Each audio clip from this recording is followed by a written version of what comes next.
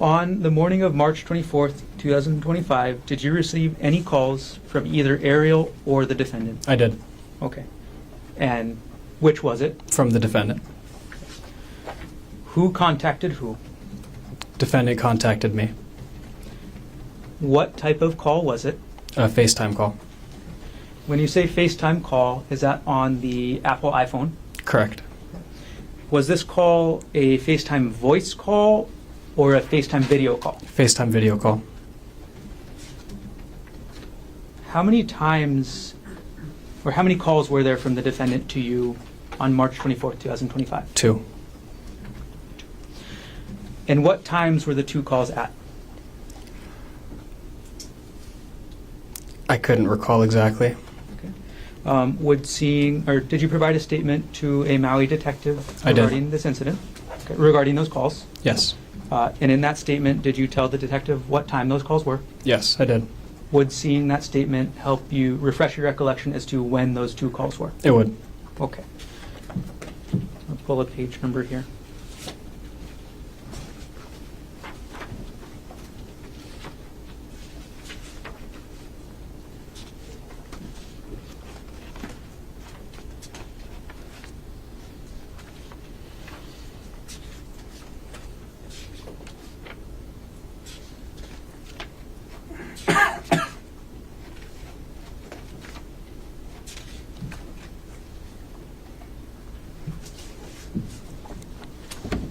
Okay, I'm going to approach with what's been marked as State's Exhibit 170. Pay attention to what's happening here. The prosecutor isn't just asking for a memory. They're laying the foundation for a witness recollection refresh. In court, if a witness can't remember an exact detail, attorneys can sometimes use a prior statement to help jog that memory. Those precise call times could become extremely important later when investigators build a minute-by-minute timeline of events. Page number 3 and page number 4. Okay, may I approach? Please. Okay. Emil, could you quickly read pages 3 and 4 of this document? And when you're done reading, just look up, okay?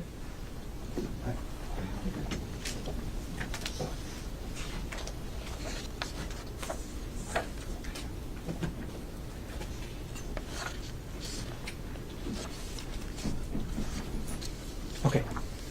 Is your recollection refreshed as to when those 2 calls were? It is. Now we have 2 very specific timestamps. 10:42 a.m. and 11:46 a.m. cases like this often hinge on chronology.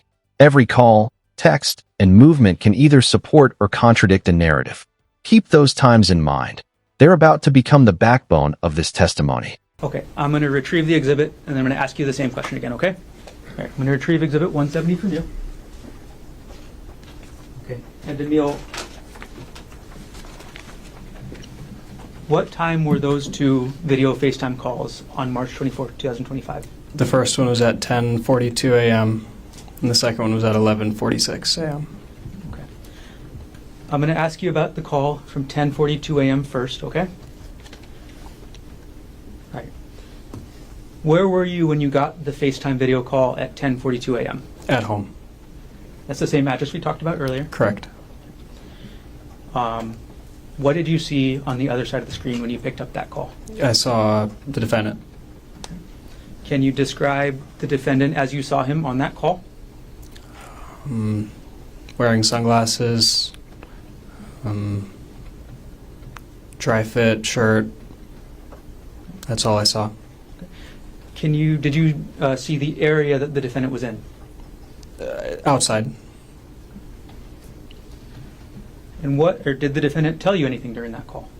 Yes. What did the defendant tell you during that call, as close to word for word as you can remember? That he would not be making it back to Maui and to take good care of the younger kids, and that Ari, my stepmom, had been cheating on him and that he tried to kill her. This is one of those moments that instantly changes the tone of a courtroom. The witness has just testified that the defendant allegedly admitted attempting to kill Ariel and then discussed plans to jump off a cliff. Jurors aren't just hearing facts. They're evaluating credibility, emotion, and context. What would your reaction be if you received a call like that from a family member? Okay. That's a lot, but I'm going to break that down a little bit. You said the defendant told you he tried to kill Ariel. Is that right? Correct. Did he tell you what happened to Ariel? He did not. Did he tell you where she went? No.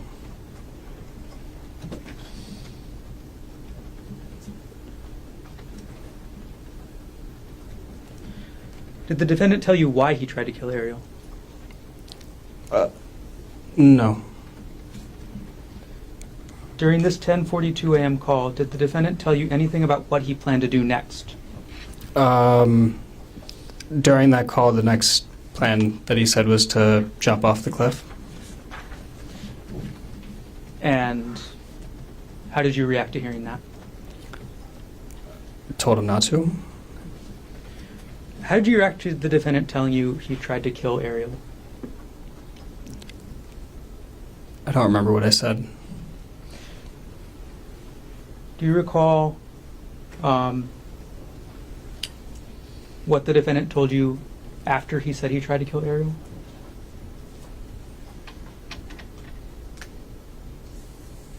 Not directly after. Okay. Did he say where Ariel went?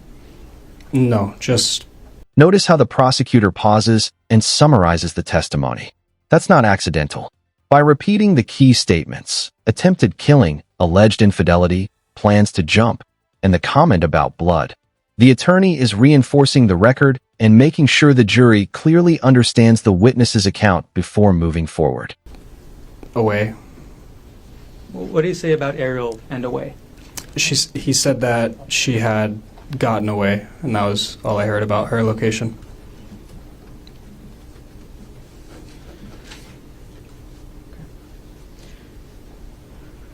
During this first call at 10:42 a.m., did you ask the defendant any questions yourself? Yes. I asked what was on his shirt because it looked like I saw splatters of something on his shirt, and he said, "Oh, it's just her," meaning Aries' blood. Okay.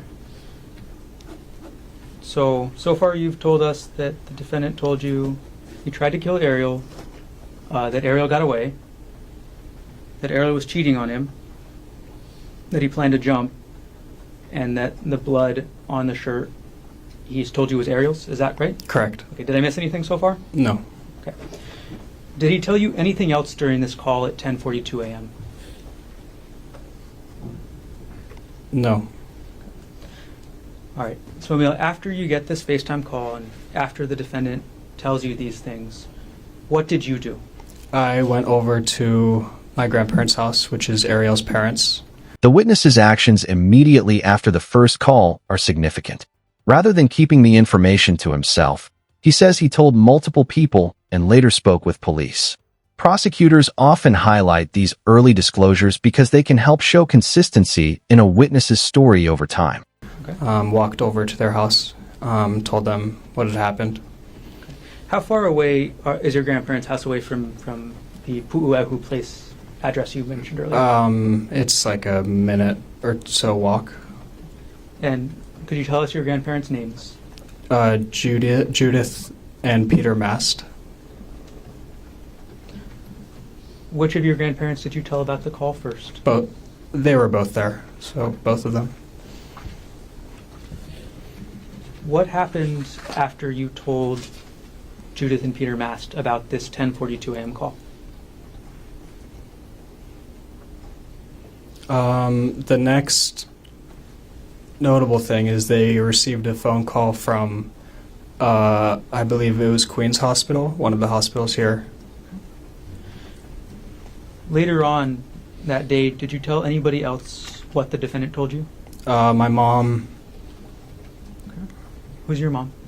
Jessie Patelare. Did you at some point also tell the police what happened that day? I did. All right. Do you know where your grandparents ended up going after you told them about this call? Yeah, here. They came to Oahu? Correct. Okay. All right. You said that there was a second call at 11:46. Is that right? Correct. All right. The second call, was this a FaceTime call as well? Yes. Okay. And just phone, just audio, or audio and video? Audio and video. Did you pick up the call? I did. When you picked up this second call at 11:46, what did you see on the screen? I saw the defendant. Okay. And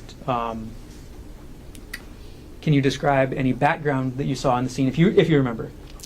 Just trees, rocks, the sky. That was it. During this second phone call at 11:46, what did the defendant tell you, if anything?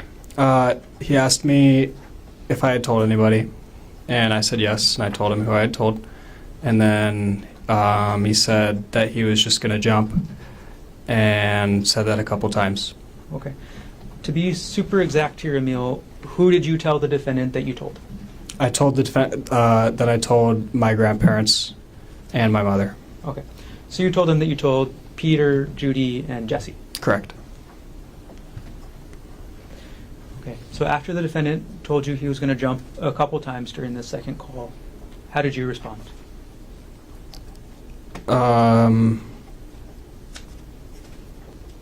Same way as before. Said not to. I don't know. You told the defendant not to jump. Right. Okay. How did the second call end? With him saying, with the defendant saying, I'm going to go before the police catch me. Did he tell you he was going to hang up?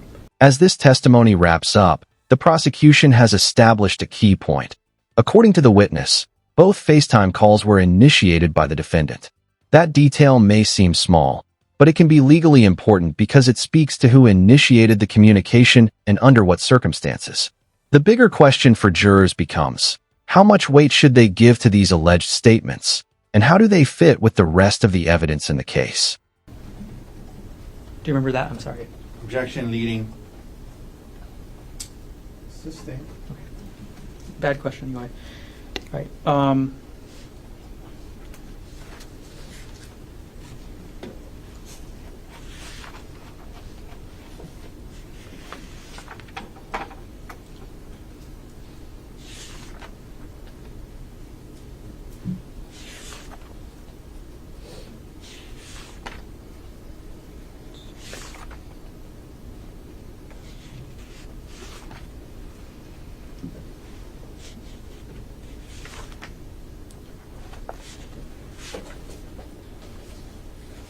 Sorry. I just want to clarify, Emil, but the last thing you told me about the police. What exactly did the defendant tell you about the police? Asked and answered.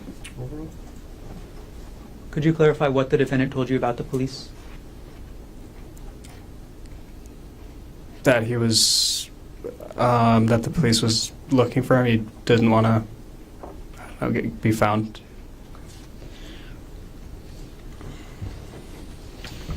Right. Did the defendant tell you anything else about his state of mind or what he was thinking? He said he was at the end of his rope. Anything else you can remember about that?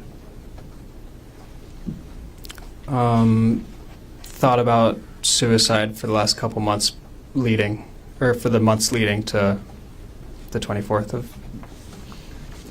For both of these calls we've been talking about, who was the caller? The defendant. So at either call, were you the one to dial him up? No.